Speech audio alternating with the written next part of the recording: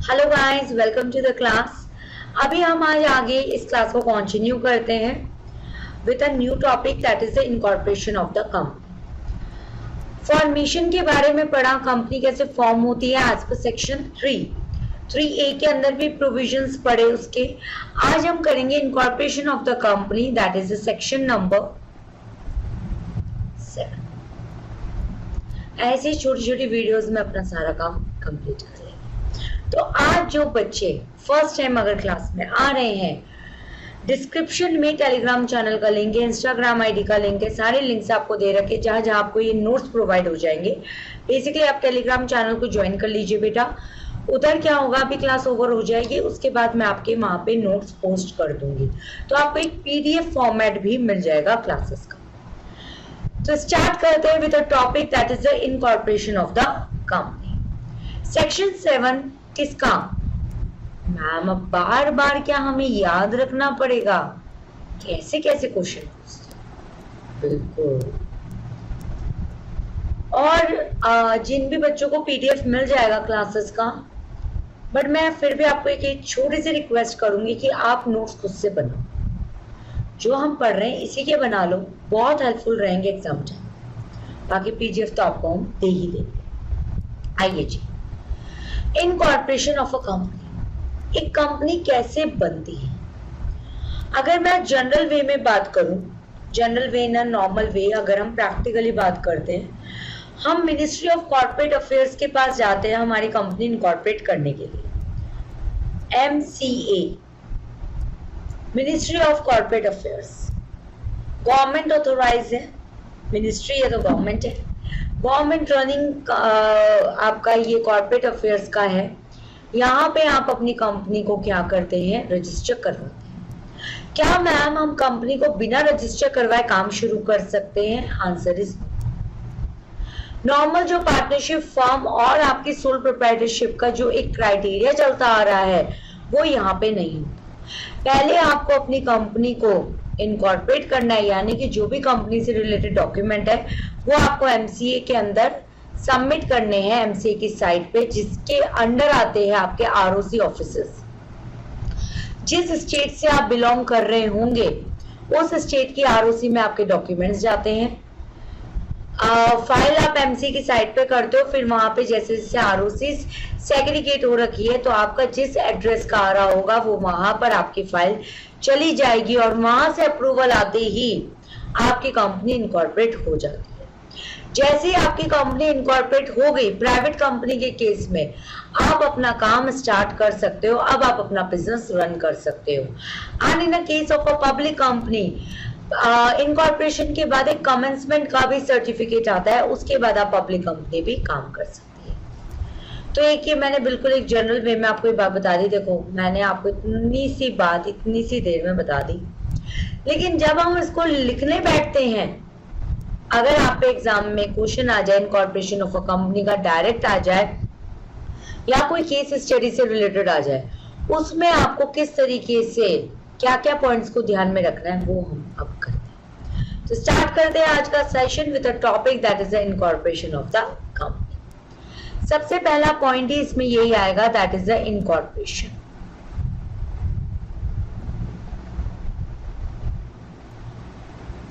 Of the company. Section 7 आपका companies act का define करता है कि आपकी कंपनी इनकॉर्पोरेट कैसे होती है। तो इसी में एक और टॉपिक आएगा आपका इसी के under he, that is the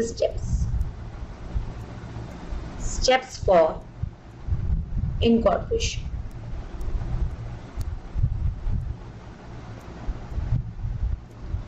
सबसे पहले आपको क्या चीज चाहिए?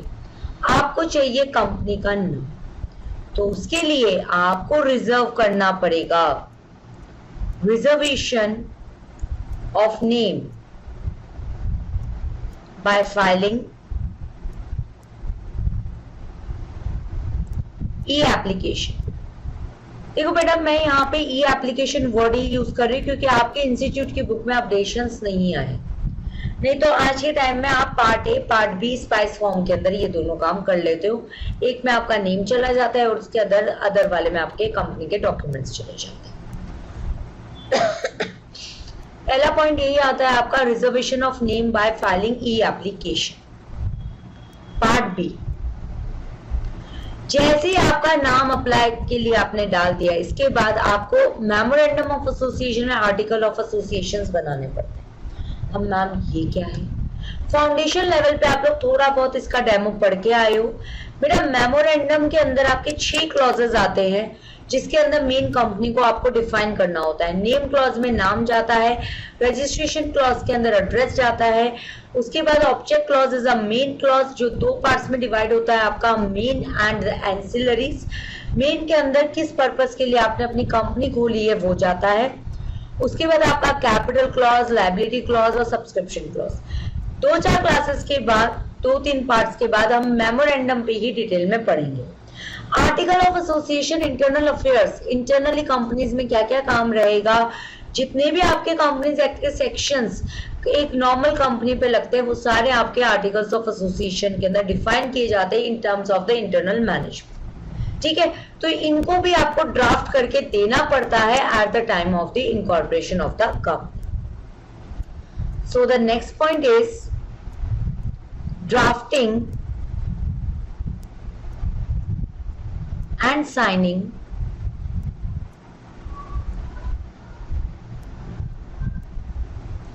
of memorandum of association and article of association and submitted to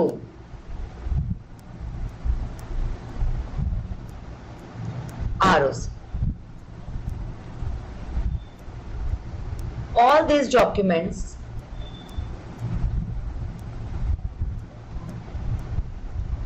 are e-file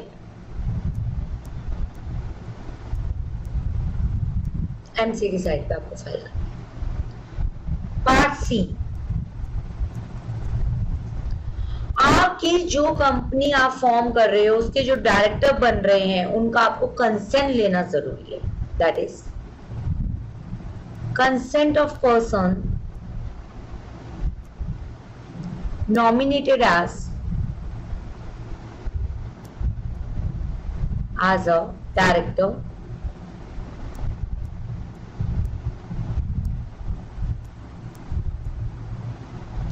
और वो भी कंसेंट इलेक्ट्रॉनिकली सबमिट हो जाएगा। Part D, submission of all the statutory declaration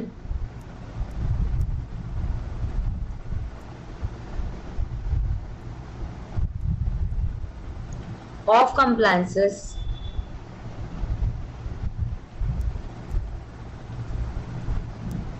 and other documents। जो भी रेलिवेंट डॉक्यूमेंट्स होंगे कौन से रहेंगे बता दूंगी अभी, वो सारे आपको क्या करने हैं, सबमिट करने हैं आरओसी यानी कि एमसी की साइट पे। पार्ट ई, साथ साथ आपकी फीस आपको पे करनी है and amount of stamp duty ये भी आपकी कैसे चली जाएगी, इलेक्ट्रॉनिकली चली जाएगी।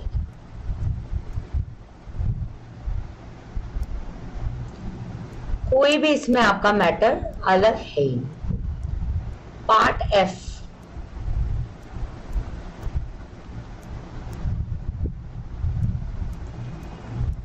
उसके बाद जब आपने सारे डॉक्यूमेंट आरओसी में दे दिए और आरओसी सेटिस्फाई है आपके सारे डॉक्यूमेंट से, तो वो आपको एक सर्टिफिकेट ऑफ इनकॉर्पोरेशन दे देती है। That is obtain certificate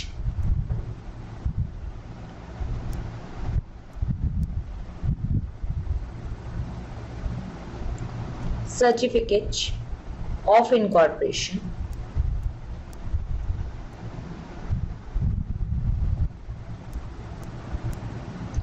digitally signed by ROC। Next and last point F, sorry G, that is file the declaration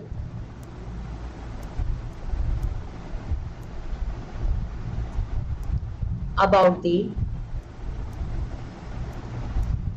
registered office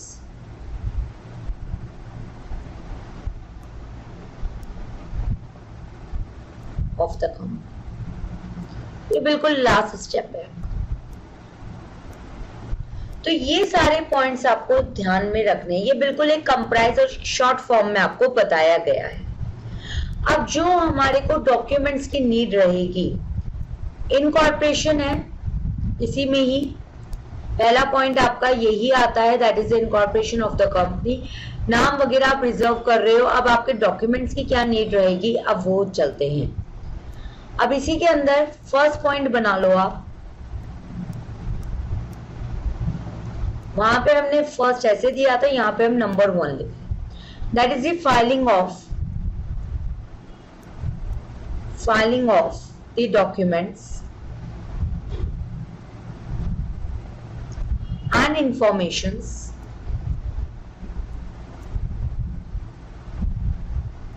with the registrar.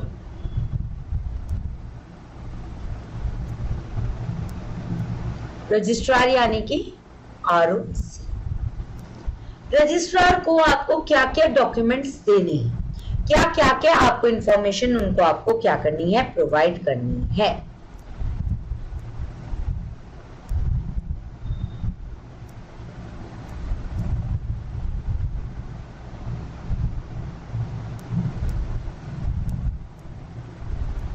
सबसे पहला memorandum of association and article of association of the company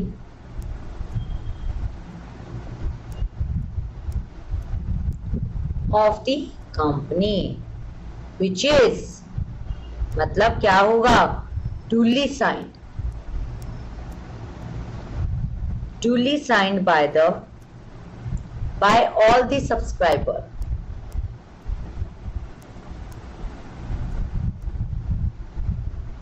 to the memorandum।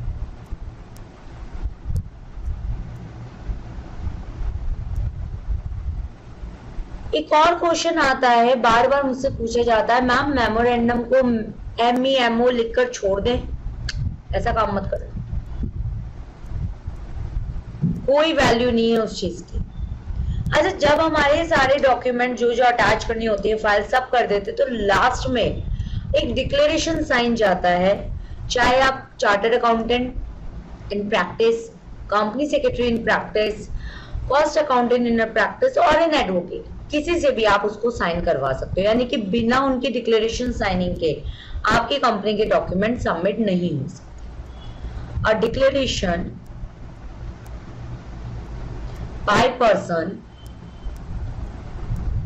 by the person who is engaged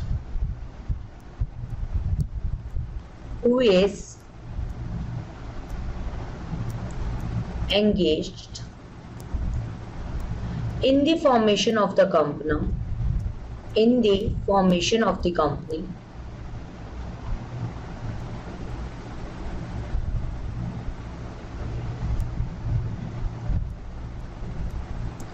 in the formation of the company,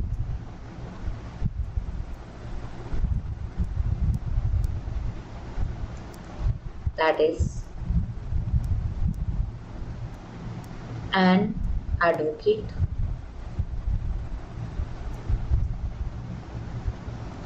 advocate के अलावा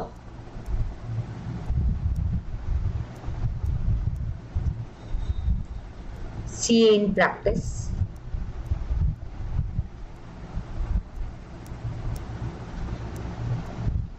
CS in practice,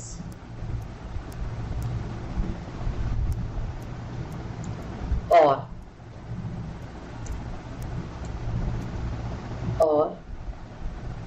cost accountant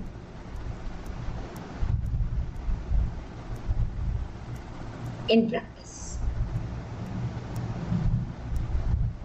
इनमें से कोई भी person sign कर सकता है उस पर्टिकुलर डिक्लेरेशन पे।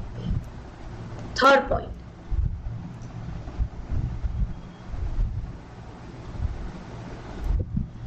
जो भी उस कंपनी के सब्सक्राइबर हैं, मेन पर्सन्स, जो भी उस कंपनी के मेंबर्स हैं अभी बने, जैसा मैंने आपको फॉर्मेशन में बताया हुआ है, पब्लिक के लिए मिनिमम 7 चाहिए, प्राइवेट के लिए मिनिमम हमें 2 चाहिए।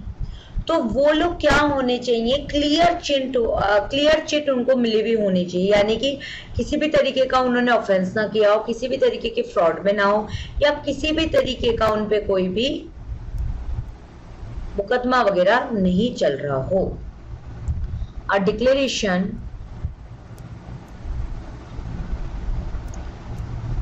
From each of the subscriber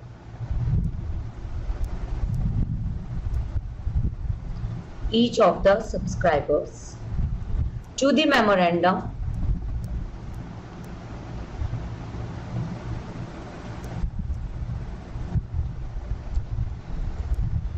and form to the memorandum and form as a and form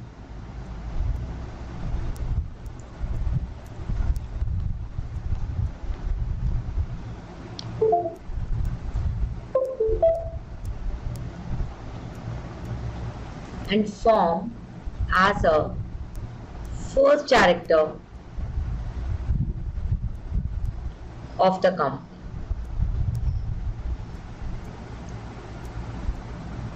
Then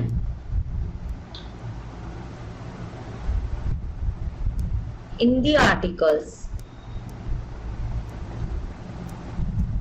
stated that, ये आपको आर्टिकल में बताना पड़ेगा, क्योंकि आर्टिकल्स मैंने आपको बताया था इंटरनल अफेयर्स पे बात करते हैं। क्या क्या बताना पड़ेगा? पार्ट ए, दैट इज वो पर्टिकुलर पर्सन ने he is not convicted,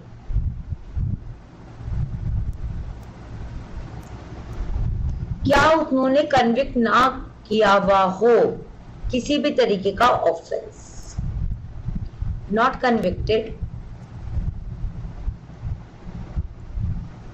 of any offense of any offenses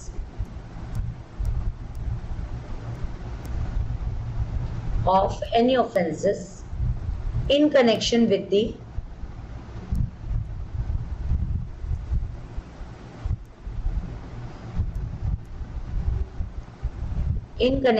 the formation, promotion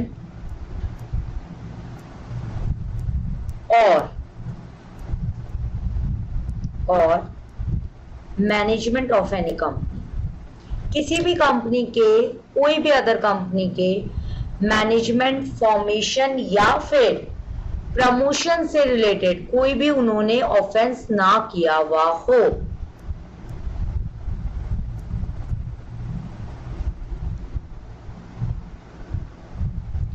management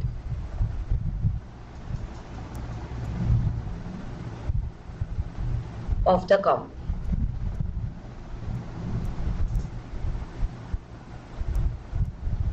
simple. उसके अलावा 3 केसेस इसमें बनेंगे कि 3 तरीके की उसको क्लीन शीट मिलनी चाहिए। आई थिंक ऑरेंज कलर काफी लाइट हो रहा है। पार्ट बी, हाँ जी, he has not been found guilty of any fraud or misfeasance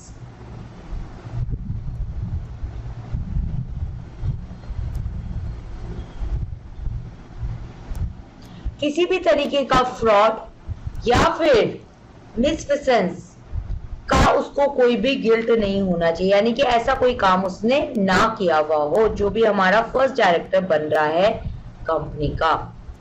और or of any breach of duty, of any breach of duty to any company under this act, to any company under this act.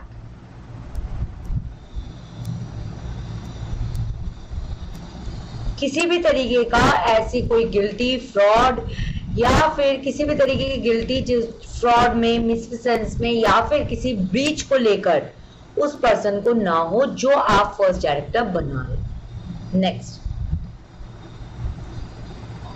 all the documents filed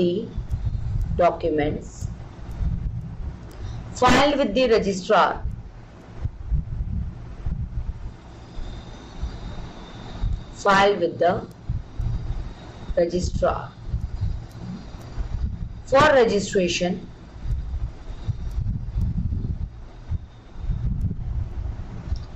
must contain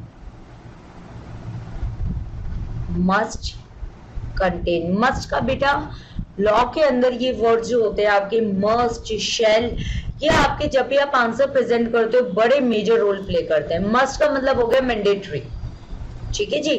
must contain the correct information.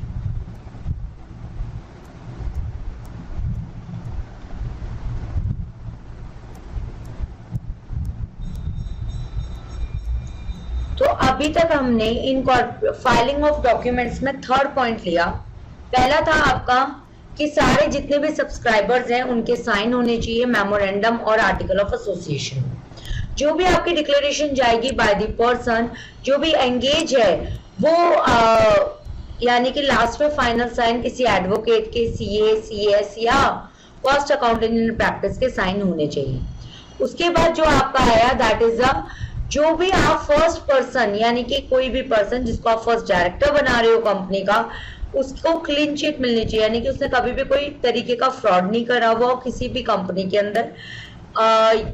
ये तो second point हो गया। एक और था किसी भी तरीके का offence in terms of the formation, promotion या management of a company. Second आता कि उसको किसी भी तरीके का गिल्ट नहीं होना चाहिए in terms of a fraud, misfeasance या फिर breach of a duty.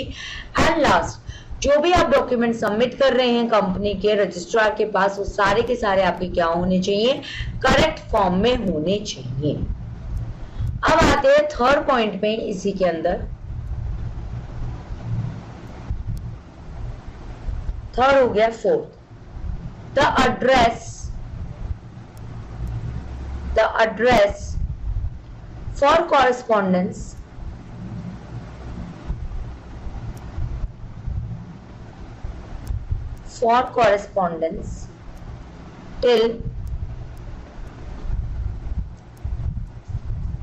till its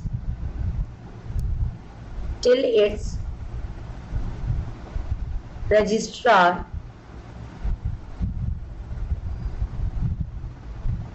till its registered office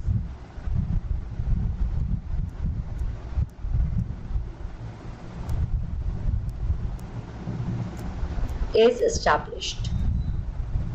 अगर आपका बाय चांस अभी तक रजिस्टर्ड ऑफिस एस्टैब्लिश नहीं हुआ है उस पर्टिकुलर केस में आप अपने कॉरेस्पॉन्डेंस एड्रेस की डिटेल्स दे सकते हैं।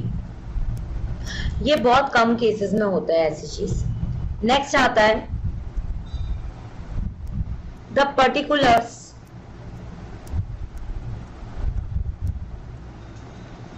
particulars including name, including surname or family name,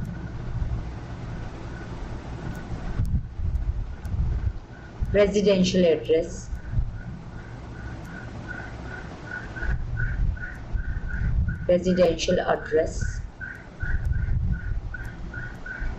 nationality,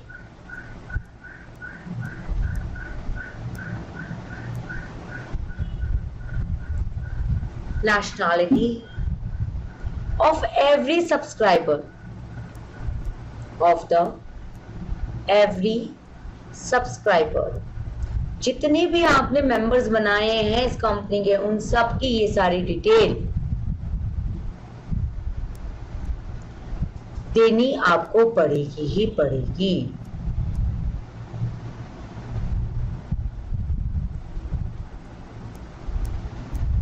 Subscriber to the memorandum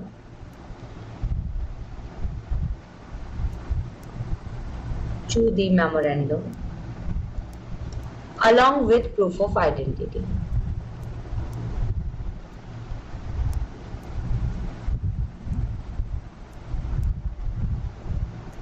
Proof of identity.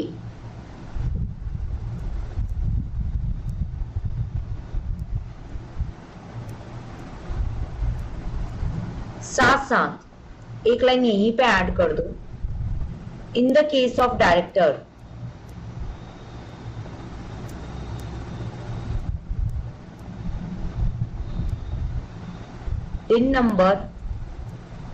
डिन नंबर यानी कि director identification number,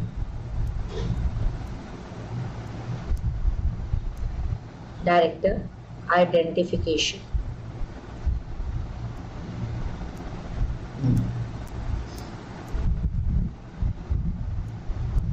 also provided. ये सारे बेटा मैंडेटरी डॉक्यूमेंट है, सारे के सारे।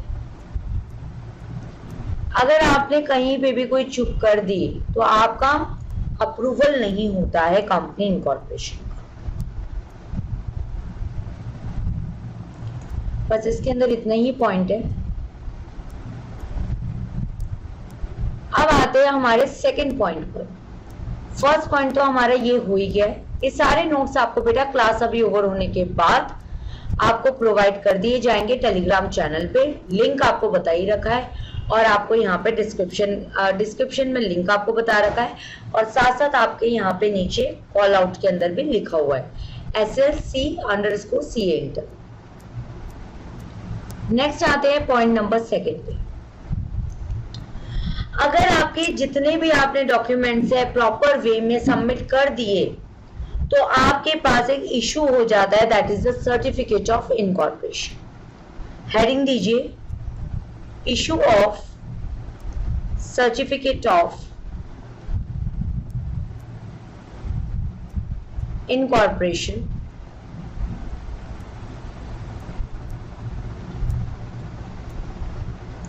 On registration.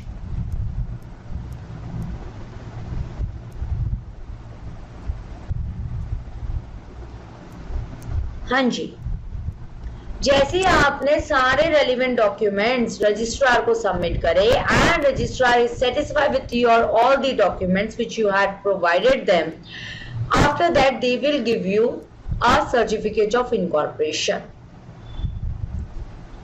The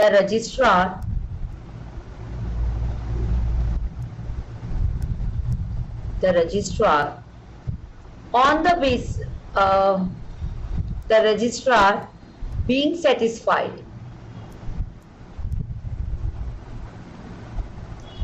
with all the documents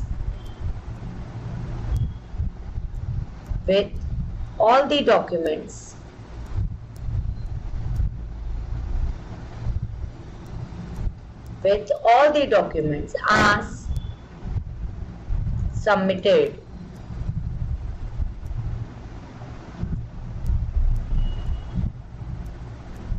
then they issue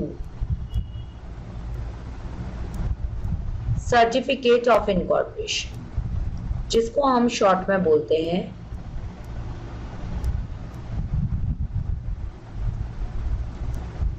that is COI,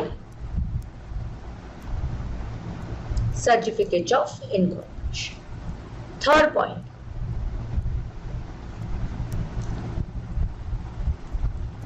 allotment of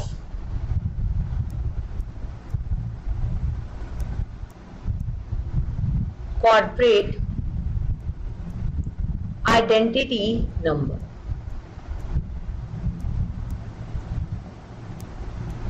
जिसको हम शॉर्ट में बोलते हैं सिन नंबर। जैसा बेटा आज आपका पैन नंबर होता है, आप ही का ही होता है वो, और किसी को तो अलॉट नहीं किया जाता, जो भी आपका नंबर बन जाता है पैन नंबर 10 अल्फा न्यूमेरिक वाला, तो वैसे ही आपका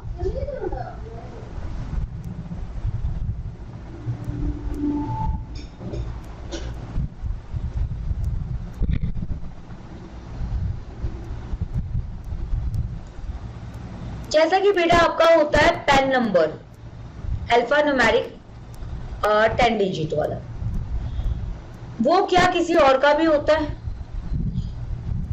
वैसे ही जब आप अपनी कंपनी इनकॉर्पोरेट करने के लिए भेजते हैं अप्रूवल लेने के लिए, तो जब आपका सर्टिफिकेट ऑफ इनकॉर्पोरेशन बन के आता है, उसी में आपका सिन नंबर भी लिखा आता है, यानी कि वो आपकी कंपनी की आइडेंटिटी नंबर है। जो एक नंबर बन गया वो और किसी और का नहीं होगा। तो सेम थिंग यही है आपकी पैन के साथ, आप इसको रिलेट कर सकते हैं।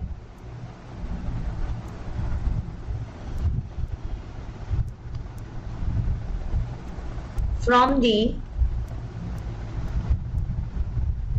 Date of incorporation, from the date of certificate of incorporation,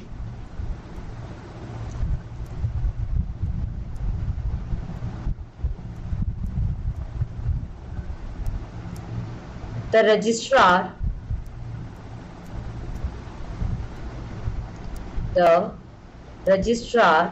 shall allot, shall यानी कि mandatory word, again allot to the company SIN number। थोड़ा सा और पॉइंट रह गया है इसके। Fourth,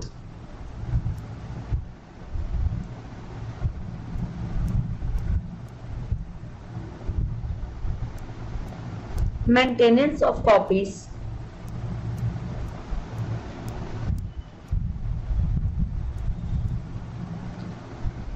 to all copies of all documents and information।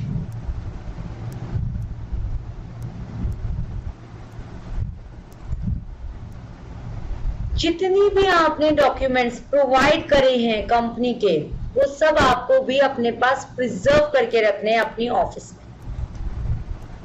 यानी कि the company shall maintain, again shall आ गया, that is the mandatory, shall maintain and preserve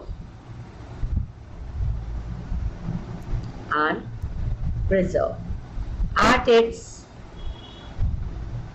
registered office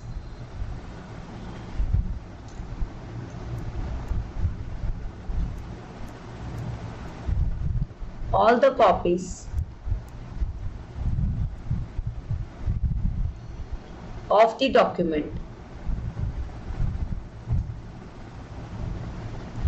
and information filed to ROC।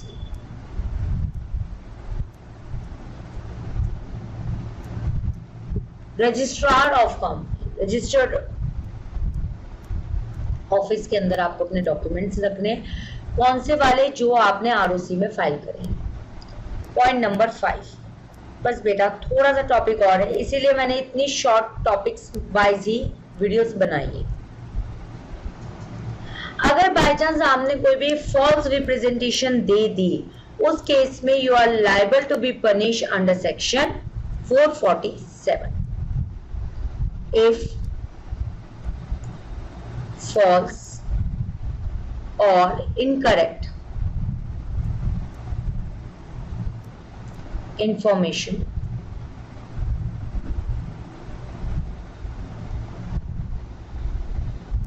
furnished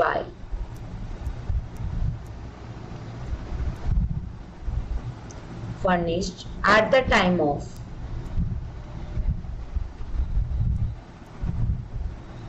at the time of incorporation. Then क्या होगा उसके बाद? Then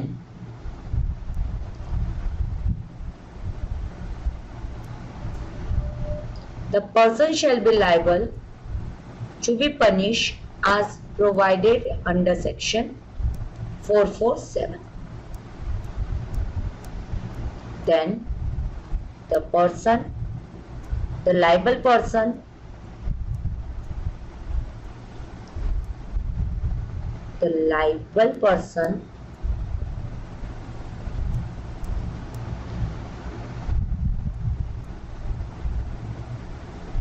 punished under section 447. Next point. Point number 6. ये तो था at the time of incorporation. If the false or incorrect information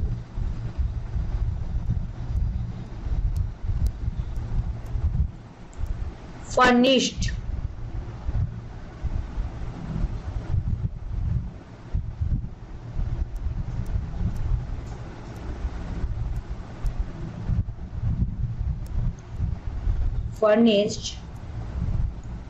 after post incorporation, furnished at post incorporation, incorporation हो गया उसके बाद अगर आप कोई गलत डॉक्यूमेंट्स या गलत इंफॉर्मेशन दे रहे हो,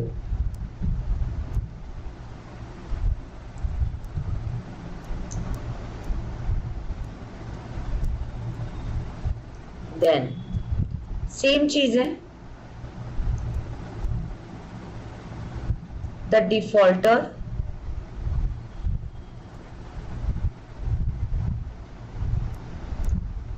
is liable to punished.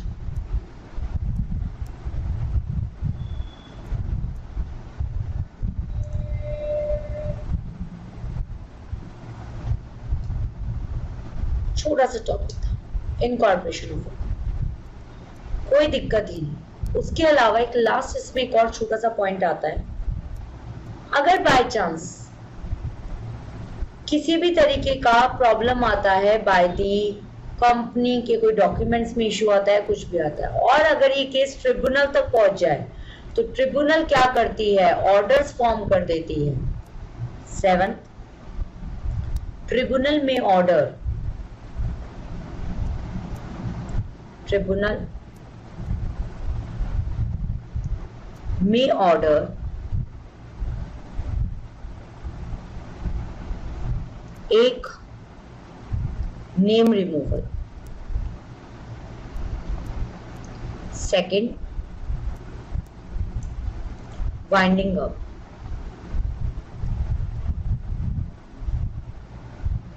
Third unlimited liability. अगर कंपनी ने कोई भी चीज में गलती कर दी तो ट्रिब्यूनल आपको इनमें से कोई सा भी ऑर्डर दे सकती है, चेंज करवाएगी आपसे एमओए या AOA,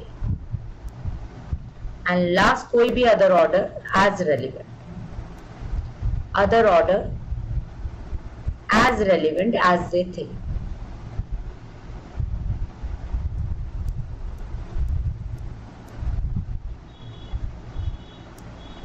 as relevant as they think.